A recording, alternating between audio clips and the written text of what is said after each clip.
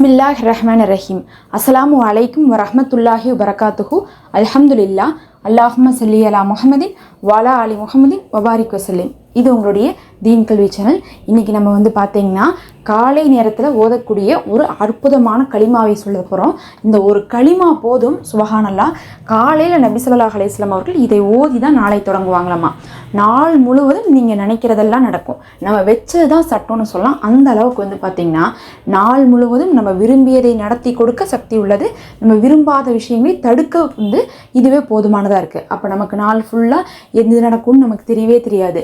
நம்ம காலையில் எழுந்திரிச்சோம்னா இன்றைக்கி எப்படி இருக்குமோ, யார்கிட்ட கஷ்டப்பட போகிறோமோன்னு சொல்லிட்டு கவலையோடு எந்திரிப்போம். சில நாட்கள்லாம் பார்த்திங்கன்னா நமக்கே தெரியும், இன்றைக்கி ஒரு வேலை இருக்குது, இன்டர்வியூ இருக்குது, இன்றைக்கி நம்ம ஒரு ஃபங்க்ஷனுக்கு போக வேண்டியது இருக்குது, அங்கே போனால் இவங்கள பார்க்க வேண்டியது இருக்குது, அவங்கள பார்க்க வேண்டியது இருக்குதுன்னு சொல்லிட்டு பல விஷயங்கள் இருக்கும். அந்த மாதிரி தினம் தினம் நம்ம லைஃப்பில் எத்தனையோ விஷயங்கள் இருந்துகிட்டு இருக்குல்ல. இதை ஓதி ஓதி நாளை தொடங்குங்க. உங்களுக்கு அந்த நாள் ஃபுல்லாக நீங்கள் ஆசைப்பட்டதெல்லாம் நடக்கும். உங்களுக்கு பயம், கவலை, துன்பம் தரக்கூடிய விஷயங்கள் நடக்காது.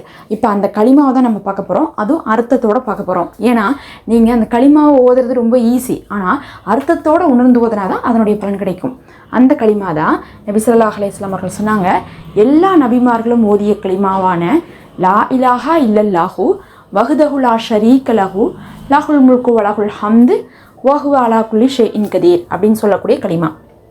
அதில் இருக்கக்கூடிய அர்த்தம் என்னன்னு நான் இப்போ சொல்கிறதுக்கு முன்னாடி இதனுடைய 5 சிறப்புகளை நான் சொல்லிடுறேன். ஏன்னா யார் ஒருவர் இந்த களிமாவை காலையில் ஓதுறாங்களோ 10 முறை, வெறும் 10 முறை தான், 10 முறை ஓதுறாங்களோ நாள் முழுவதும் அவங்க நினச்சதெல்லாம் நடக்கும்னு சொல்லிட்டு நபி அவர்கள் சொல்லியிருக்காங்க. அப்போ இந்த களிமாவை காலையிலேயே ஓதுறது நாள் ஃபுல்லாக கிடைக்கும்னு இருக்காங்க.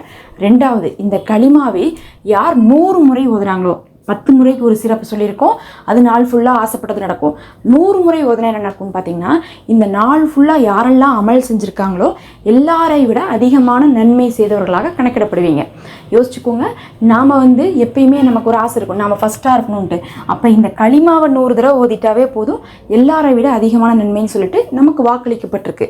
இதெல்லாம் ரொம்ப அபூர்வம். இந்த மாதிரிலாம் ஒரு களிமாவை சொல்லி இதை செஞ்சாவே எல்லாரையும் நீங்கள் மிஞ்சிடலான்னு சொன்னால், அது கூட நம்ம செய்யாட்டினா நம்ம எப்படி நன்மையின் மீது ஆசை வச்சுருக்கோம் நீங்களே சொல்லிக்கோங்க. அதனால் இந்த களிமாவை 100 முறை காலையிலேருந்து நைட்டுக்குள்ளே ஓதிடுங்க.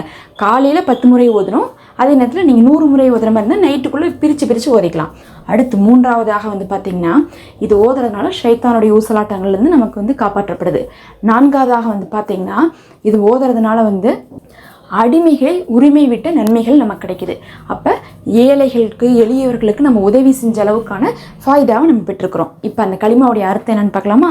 லா இலாஹா இல்லல்லாஹு, வணக்கத்துக்குரியவன் அல்லாஹ் ஒருவனை தவிர வேறு யாரும் இல்லை. வஹ்தஹு லா ஷரீக லஹு, அவன் ஒருவன், அவனுக்கு இணை துணை இல்லை.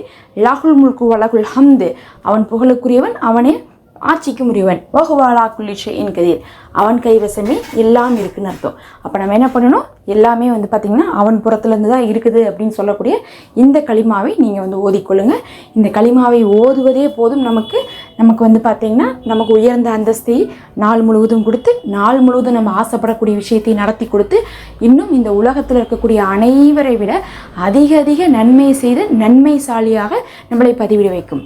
அவ்வளோ ஒரு அற்புதமான களிமா தான். நிறைய பேர் இதை பற்றி நீங்கள் கேட்டிருப்பீங்க, இது 2வது களிமாவா 4வது களிமாவான்லாம் கேட்பீங்க.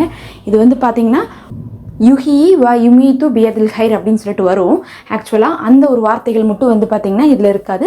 மற்றபடி எல்லாமே பார்த்திங்கன்னா இந்த களிமாவில் இருக்கும். அதனால் எல்லாருக்குமே இது தெரிஞ்ச களிமாங்கிறனால இதை ஓதிக்கோங்க. நபி ஸல்லல்லாஹு அலைஹி வஸல்லம் அவர்கள் காலையில் ஃபஜ்ர் தொழுதுக்கு அப்புறமே இதை ஓதிடுவாங்களாமா. நீங்கள் கடைசிக்கு காலையில் எப்போ எந்திரிக்கிறீங்களோ அப்போயாவது என்ன பண்ணுங்கள், நேரம் வரக்கூடிய நேரத்தில், ஞாபகம் வரக்கூடிய நேரத்தில் ஓதிடுங்க. ஃபஜ்ருக்கு ஓதுறது ரொம்ப பெஸ்ட்டு. ஆனால் உங்களுக்கு அப்போ மறந்துட்டா கூட காலை பொழுதில் எப்போ வேணால் ஓதிக்கொள்ளலாம்.